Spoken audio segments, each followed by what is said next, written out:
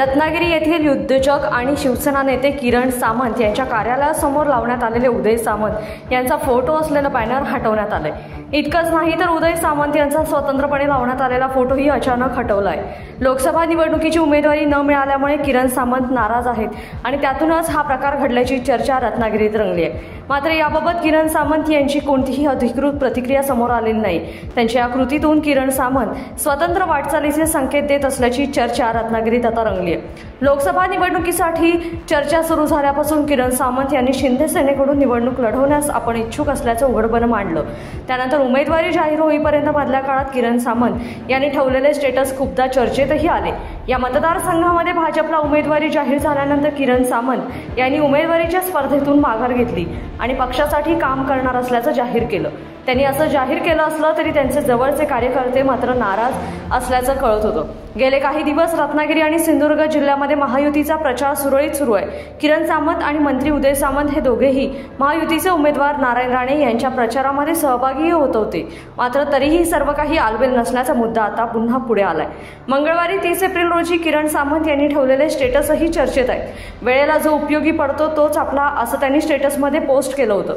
त्यानंतर आज महाराष्ट्र दिनाच्या दिवशी दुपारी रत्नागिरीतील संपर्क कार्यालयासमोर लावण्यात आलेले त्यांचे बॅनर त्यांनी हटवले। त्यानंतर मंत्री उदय सामंत यांचा फोटो होता। त्या पाठोपाठ कार्यालयाच्या दर्शनी काचेवर लावण्यात आलेला उदय सामंत याचा फोटोही काढण्यात आलाय। त्याच्यामुळे आपल्याला जे काय अपेक्षित होतं नाही कार्यकर्त्यांकडून नाही, त्यांच्याकडून काय वाद आहे का असं स्टेटमेंट त्यांनी दिलं।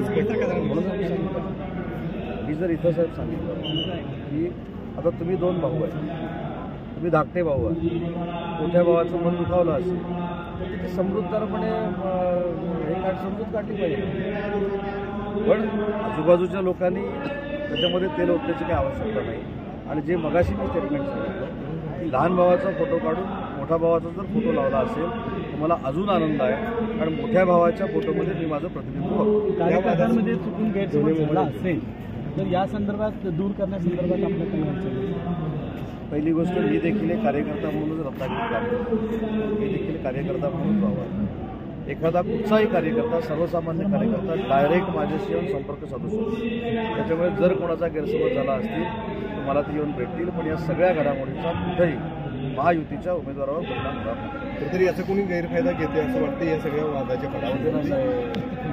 एखाद्या कुटुंबामधला बॅनर काढल्यानंतर एवढी माहिती घेणं चांगलं। किरण सामंत यांच्या कार्यालयातील कर्मचाऱ्यांनीच हे बॅनर आणि फोटो हटवलेत। लोकसभेची उमेदवारी न मिळाल्याने किरण सामंत यांच्या मनातील खदखद अजूनही दूर झालेली नाही असा अर्थ आता राजकीय वर्तुळात लावला जातोय।